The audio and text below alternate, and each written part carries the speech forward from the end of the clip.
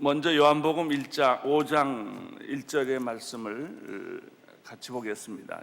요한복음 5장 1절 시작. 그 후에 예수께서는 유대 사람의 절기가 돼 예루살렘으로 올라가셨습니다. 예루살렘의 양에 계속 읽으십시오. 1절만 보십시오. 1절, 2절, 3절까지 보겠습니다. 시작. 예루살렘의 양의 문 근처에는 히브리 말로 베데스다라고 하는 못이 있었는데 그 주위에는 5개의 기둥이 있었습니다. 여기에는 눈먼 사람들, 다리 저는 사람들, 중풍 환자들 등 많은 장애인들이 누워 있곤 했습니다. 그들은 물이 움직이기를 기다리고 있었습니다. 첫째, 여기서 먼저 발견하는 이 3절을 통해서 발견하는 것은 뭐냐면, 예수님은 공생의 3년 동안 십자가에서 돌아가기 전까지 복음을 위해서라면, 하나님의 나라를 위해서라면 때와 장소와 시기를 가리지 않고 몸이 지치도록 돌아다니면서 하나님 나라의 복음을 선포했다는 것입니다. 예수님은 이 목적을 한 번도 바꾸어 본 일도 없고 곁눈질하지 않았어요.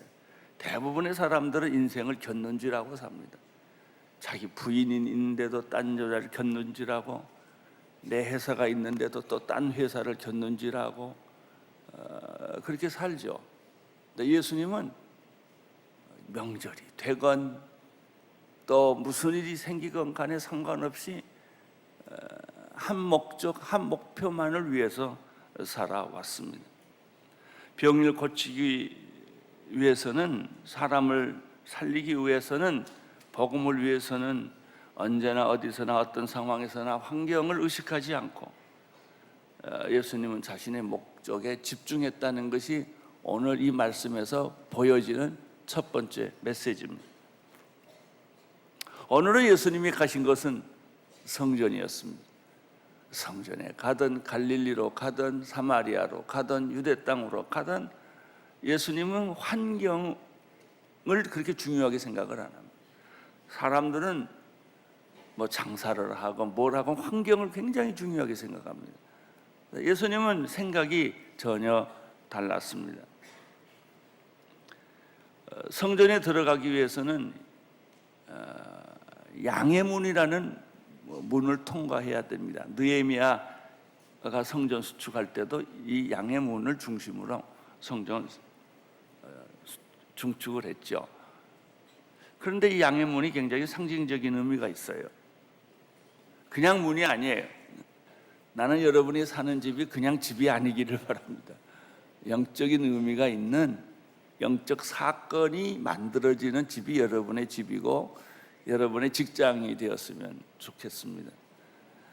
예수님은 이제 양의 문을 들어가게 되셨는데, 요한복음 10장 7절에 보면 예수님이 이런 말씀을 하셨습니다. 요한복음 10장 7절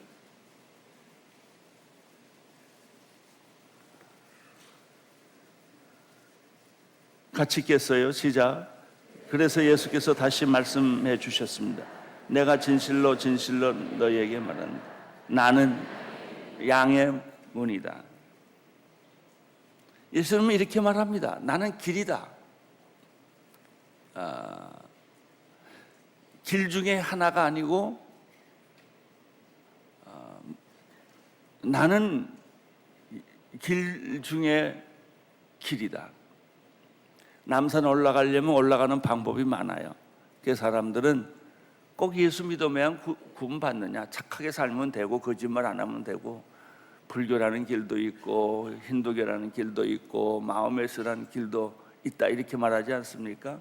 근데 예수님 자신은 그렇게 말해서 나만이 길이다.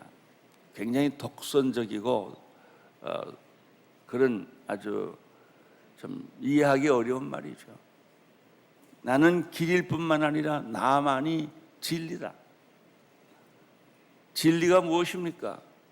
내가 진리다. 예수님이 이렇게 말했어요.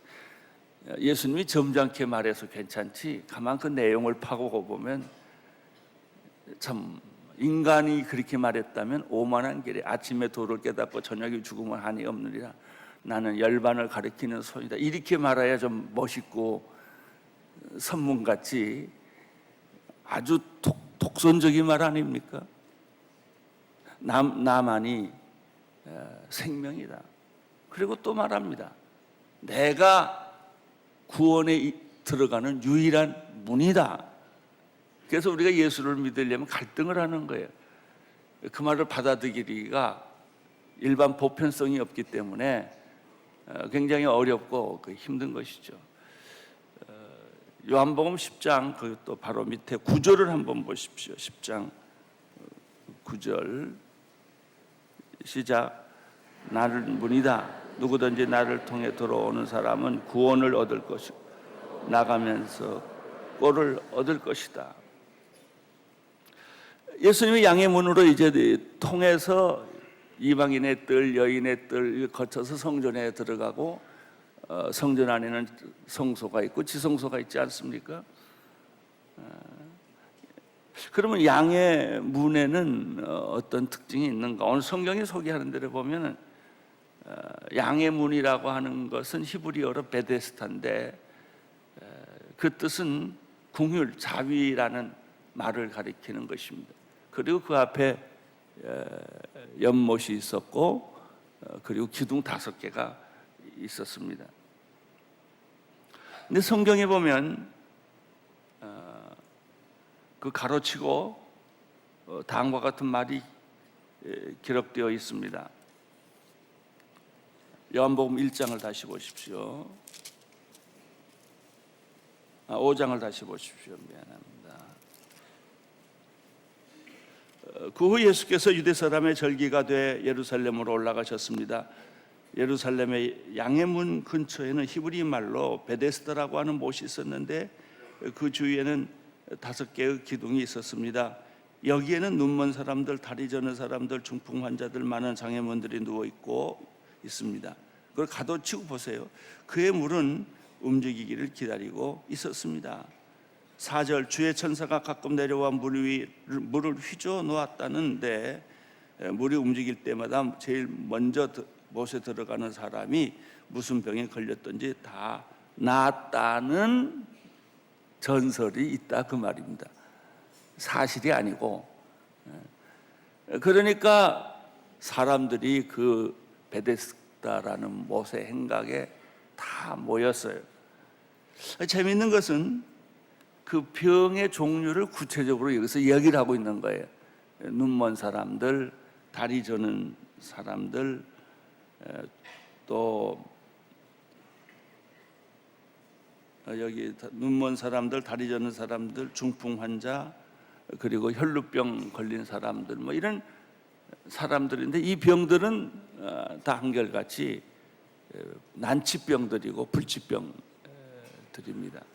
그러니까 여러분이 그냥 쉽게 큰 병원의 응급실을 생각하시면 됩니다. 요즘 입원하기 어려우니까 모두가 들 것을 들고 응급실에 들어가서 땅바닥에 누워 있고 뭐 이제 순서를 기다리는 거죠. 왜냐하면 다른 방법으로는 입원이 잘 안 되니까.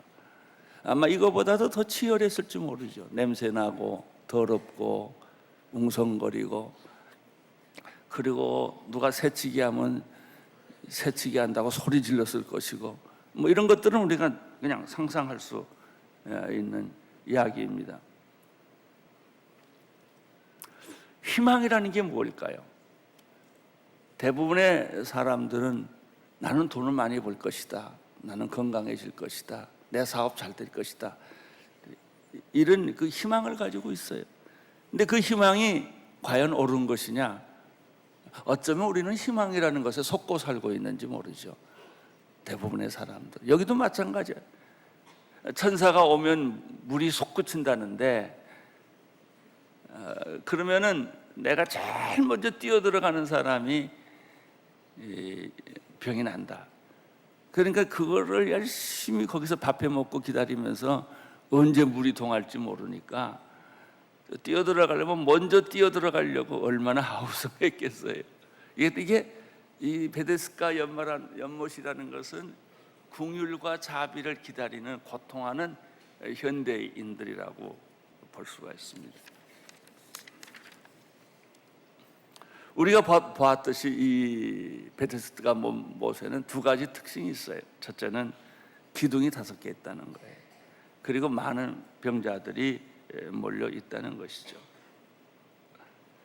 여기서 우리는 한 상징적 의미를 발견할 수가 있습니다. 5개의 기둥은 모세 오경과 같은 의미가 있다고 어떤 분들은 말합니다. 다시 말하면 베스다 목가는 고침을 못 받았지만 고침을 받는 희망을 가지고 모여 있는 목마른 구약과 같다는 거예요. 구약의 모든 메시지가 이 베데스다 연못에 모여 있습니다. 그리고 여기에 있는 모든 병자들, 목마르고 갈등하고 고통하고 죽어가는 사람들은 우리들의 자신의 모습. 어떤 그 영락교회 이제 거의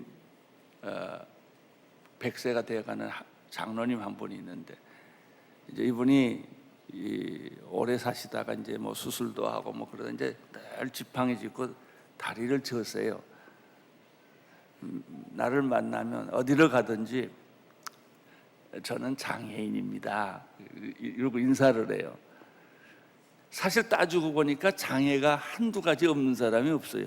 눈이 장애든 코가 장애든 장기가 고장났든 다 하나씩 병을 가지고 살더라고요. 이게 자기가 장애인이라는 사실을 알고 사는 사람들은 그래도 행복한 사람이고, 그걸 모르고 건강을 자랑하고 젊음을 자랑하고 괜찮다고 생각하는 사람들은 아직 인생의 현실을 잘 모르는 사람들이죠. 여기 보면은 아까도 말했지만은 병명을 자세히 설명하고 있어요. 그 당시에 쉽게 말하면 불치병에 해당하는 것이죠.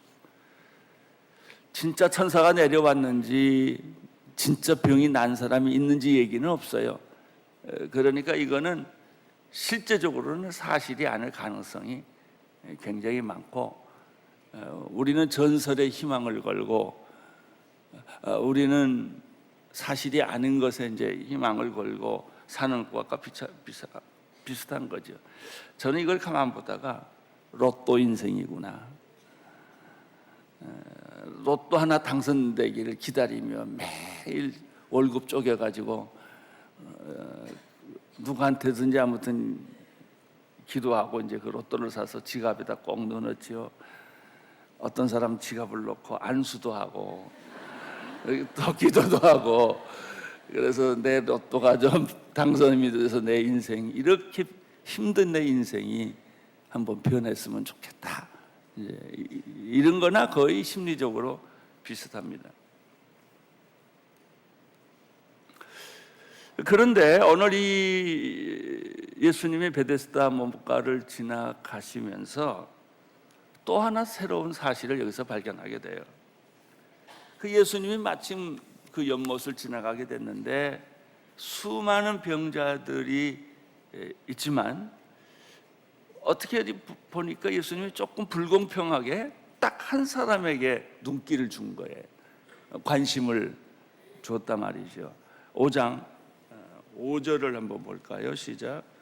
거기에 38년 동안 병을 앓고 있는 사람이 있었습니다.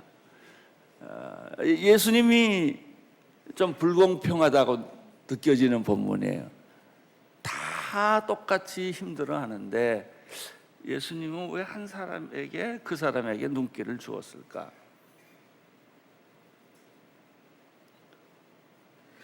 인생을 살아나가는데 어떤 사람은 매사가 부정적이고 외롭고 소외됐다고 생각하고 자기만이 비극의 주인공이고 나그네라고 생각하는 사람이 있어요.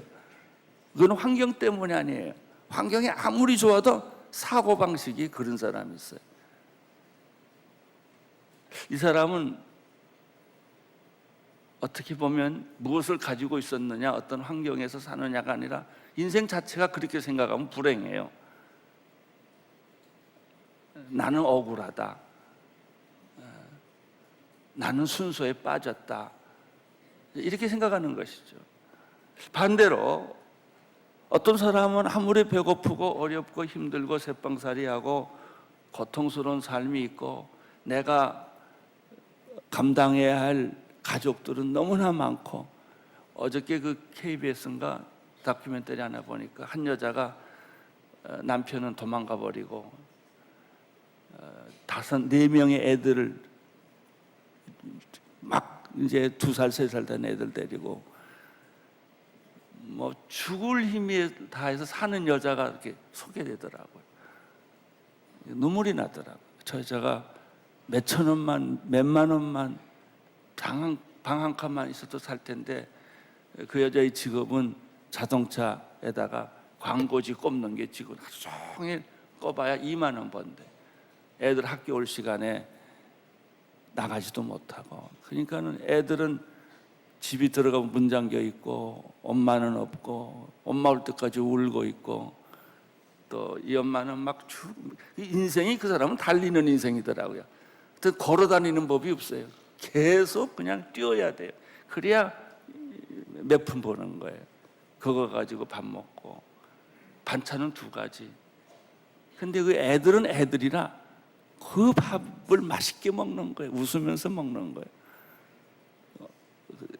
그 다음 사채업자는 나타나고 그 집도 결국 쫓겨나고 집은 차압을 당하고. 이야, 저 여자가 참 어떻게 사나. 이게 너무 힘들어서 방 한 구석에서 울고 있으면 애들이 와서 엄마 울지 마, 울지 마. 근데 그런 얘기예요.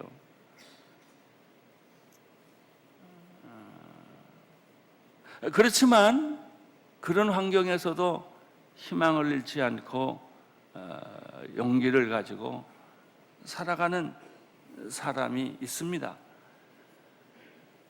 하나님은 나를 사랑하시고 선택하시고 나는 존귀한 자고 보배로운 자고, 그런 상에서 살아가는 거예요. 지난번에 조사를 보니까요, 행복지수가 제일 나쁜 사람들은 선진국에 사는 사람들. 그런 자기가 행복하다고 생각 안 해요. 행복지수가 제일 높은 나라가 방글라데시더라고. 그 사람들은 조금만 좋은 걸 주면 행복하다고 생각해요. 이런 사람들은 생각이 항상 긍정적이에요. 희망적이에요. 적극적이에요. 이 사람은 행복한 사람이에요. 저는 그 행복과 불행은 자기가 자기에 대해서 긍정적으로 생각하느냐 희망적으로 생각하느냐에 따라서, 행복은 자기가 어떤 면에서 만드는 거거든요. 38년 된 병자는 무슨 특별한 사랑받을 만한 조건이 있는 것도 아니고 뭐 예수님이 특별히 관심을 가질 만한 존재가 아님에도 불구하고 이 남자를 택한 거예요, 예수님이. 문제는 환경이 아니라 내가 선택받은 자인가, 은혜받은 자인가, 축복받은 자인가, 이런 생각을 하는 거예요. 근데 그게 자기 마음대로 안 돼요. 작은 일에 불평한 사람들이 있고 큰 일에도 감사하는 사람이 있어요. 그러니까 내가 늘 나도 모르게 내 인생이 나는 행복해, 참 감사해, 잘 될 거야, 이런 생각이 드는 사람은 그 생각 드는 대로 되는 거예요. 나는 불행해, 힘들어, 길이 안 열려, 이런 사람은 아무리 뭘 많이 가지고 있고 공부를 많이 해도 자기가 자기를 불행하다고 이렇게 느끼니까 불행한 거예요. 은총받은 사람이 무엇일까? 바로 그런 생각이 왜 들었는지 모르지만은 드는 사람들이에요. 아무리 어려워도 나는 살아난다, 괜찮다, 된다, 용기를 갖는 거예요. 환경을 보고 결정하는 게 아니고 자기 안에 하나님은 살아계신다, 하나님은 내 기도를 듣고 계신다, 나는 여기서 패배하지 않는다, 나는 살아난다, 이러면서 그 고난과 불치병과 하고 맞붙여서 사는 거예요. 제가 나를 가만히 생각해 봤어요. 내가 아픈 지가 벌써 30년이고 암 수술을 뭐 6번, 7번 하고 투석하고 이러지만요, 이런 하나님이 나한테 긍정적인 믿음을 안 줬으면요 이미 오래전에 난 죽었을 거예요. 그런데 그렇게 집요하게 병이 나를 물고 있어도 내가 마귀한테 안 지거든요. 부정적인 생각을 나는 안 하거든요. 그러니까 또 일어나고 또 일어나고 또 설교하고 또 설교하는 이유가, 이상하게 나는 하나님이 사명을 다 나한테 시킬 때까지 나는 안 죽고 이렇게 병이 있으면서도 계속 설교할 것이고 살아날 것이고 그런 아주 즐거운, 병이 아프면 아플수록 더러운 귀신이나 해골대로 다 해봐라, 나는 너한테 안 진다, 넌 나를 공격할 수 없다, 이런 믿음이 자꾸 생기는 거예요. 그러니까 그 믿음이 생기니까 이미 죽었을 한데도 살아서 여러분하고 이렇게 웃으면서 설교하잖아요.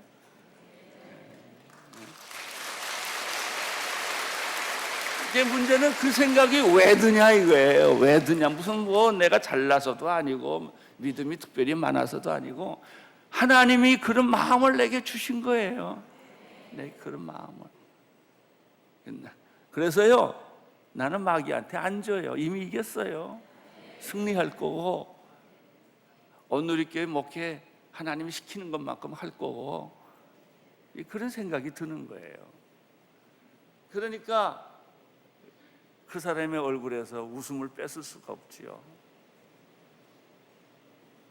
이 38년 된 병자가 예수님 앞에 온 거예요. 여기서 우리는 왜 38년 된 이 남자한테만 예수가 찾아갔을까 하는 질문 하나 하고, 예수님이 찾아가서 어떤 질문을 하셨을까 하는 거를 생각을 해봐야 돼요. 6절, 5장 6절을 보십시오. 시작. 예수께서 그가 저기 누워 있는 걸 보시고 또 그가 이미 오랫동안 병을 앓은 것을 아시고 물으셨습니다. 내 병이 낫기를 원하느냐? 예수님은 다 아세요. 내가 얼마나 30년 동안 아팠는지, 죽을 병에 걸렸는지, 이 사람은 몇 년 못 살 건지 다 아세요. 이 남자가 병이 오랜 걸 아셨어요. 병이 오랬다는 얘기는 불치병이라는 소리죠. 오셔서 예수님이 첫마디가 내가 낫고자 하느냐 이거. 예수님은 이 남자에게서 뭘 원했냐면 긍정적인 생각을 원하는 거예요. 너 지금 일수가 아니라 백수인데, 직업이 없는데, 일용직인데 너 살고 싶으냐? 그냥 이런 질문이에요. 쉽게 말하면 너 이 상황에서 벗어나고 싶으냐? 내가 낫고자 하느냐?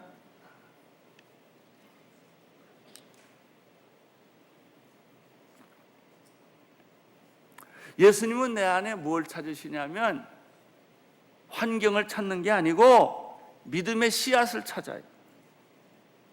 긍정적이고 희망적이고 적극적인 생각이 있는 것을 보시기를 원하는 거예요. 얘는 예수님이 보세요.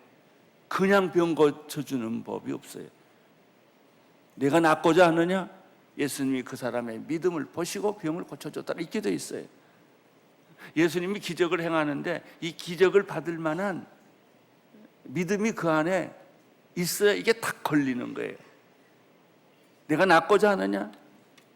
낫고자 하는 열망, 뭐 낳고 안 낳고는 다음 얘기고, 불치병이고 난치병인 건 다음 얘기고, 병이 오래됐건 병이 이런 거는 예수님 묻지 않으세요. 예수님 묻는 건 딱 하나예요. 내 안에 낳고 싶은 열정, 낳고 싶은 희망, 낳고 싶은 긍정적인 생각, 현실은 없어도 그게 내 안에 있느냐, 이걸 물어요. 오늘 여러분에게도 묻는 게 그거예요. 그러면 예수님이 거기다 기적을 거시는 거예요. 거기다가. 그러면 여러분이 병도 낫기도 하고 인생이 바뀌기도 하고, 결혼하지 못한 사람 걱정하지 마세요. 갑자기 나타나요. 그걸 누가 알겠어요? 내가 노력한다고 뭐 사람 찾아다닌다고 그게 돼요? 하나님이 주셔야지. 그래 묻는 거예요. 내가 낫고자 하느냐? 오늘 여러분들 예수님의 이 질문을 38년 된 병자에게 했는데 오늘 아멘 하세요. 이거 가지고. 낫고 싶습니다. 낫고 싶습니다. 되고 싶습니다. 나는 목마릅니다. 열정적으로 희망합니다. 이런 생각을 하시란 말이죠.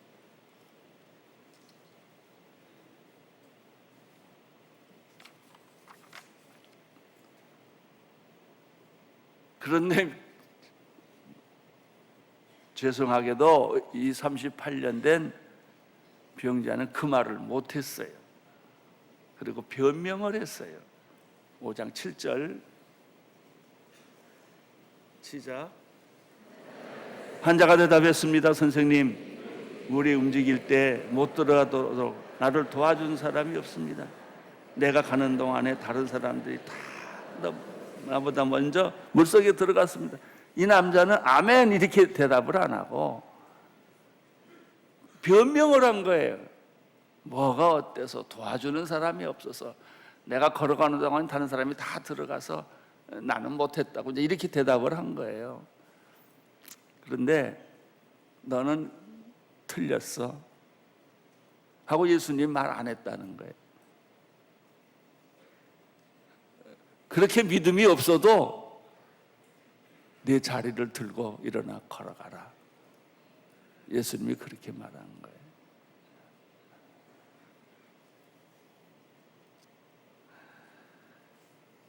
사랑하는 성도 여러분, 제일 좋은 거는 이 긍정적인 생각, 긍정적인 말, 희망적인 생각을 계속 갖는 거예요. 안 돼도, 없어도 이거 포기하지 마세요. 두 번째는 그거 없어도 꼭 그거 있으면 조건 아니에요. 믿음이 없는 걸 어떻게 해요? 그냥 믿음이 없는 거지. 그래도 하나님은 특별하게 고쳐주신 거예요. 첫째는 하나님은 나를 선택하고 나에게 은총을 주었다. 이 수많은 사람 중에서 하나님 왜 나를 버리지 않습니까? 나는 희망이 없다고 생각했는데 하나님은 왜 나를 도와주십니까? 수많은 사람에 왜 하필이면 내가 예수 믿었습니까? 수많은 사람 중에 내가 아침 7시에 왜 여기 와 앉아 있습니까? 오늘 안 올 뻔한 했는데, 아침에는 안 오기로 결정했는데 어떻게 마지막 순간에 마음 바뀌어가지고 왔는데 왜 하나님이 나를 뽑아주셨습니까? 그러니까 하나님이 선택한 사람은요, 생각이 그렇게 가요. 왜 하나님 나를 뽑아주셨습니까? 선택이라는 건요, 안 믿는 자의 문제가 아니고 믿는 자의 문제입니다. 안 믿는 자들은 절대 그렇게 생각 안 해요. 무한한 가능성이 있는데도 나는 안 될 것이다. 나는 재수가 없다. 나는 저주를 받았다. 내가 하는 일마다 된 게 어딨냐, 이렇게 생각하는 거예요. 그건 왜냐? 그 사람이 선택받았으면 그런 생각 안 해요. 여러분이 그런 선택을 받았으면은 그렇게 나도 모르게 생각이 들어요. 나는 안 죽는다.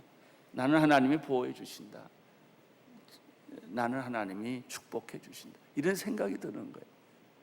그러니까 이거는 비교나 균형의 문제가 아니에요. 하나님이 사랑하시는 것은 그 여자가 무슨 다른 여자보다 잘나서, 그 남자가 다른 남자 뭐 직업이 좋아서 택하는 거 아니에요. 그냥 수십 초의 1분에 그냥 사랑의 화살이 착 꽂히는 거예요. 그 꽂히는 걸 어떻게 해요? 그래서 조건으로는 안 맞는데 자기는 좋거든요. 이게 하나님의 은총이라는 게 그래요. 자격도 없고 조건도 없는데 이상하게 나는 하나님 사랑받는 것 같아요. 하나님은 나를 사랑하신다. 나를 위해 놀라운 계획을 가지고 계신다. 나는 여기서 이렇게 비참하게 내 인생이 끝나는 것이 아니다라는 이 긍정적인 생각, 긍정적인 생각은 노력해서 안 돼요. 그런 생각이 드는 거예요. 여러분에게 오늘 이런 생각이 다 드시기를 축원합니다. 무슨 일을 하든지 그런 생각이 들기를 바랍니다. 그리고 예수께서 말합니다. 내 자리를 들고 일어나라. 그런데 이상하게 그 남자가 그 자리를 들고 일어났어요. 선택의 문제는 모든 사람에게 다 적용되는 게 아니에요.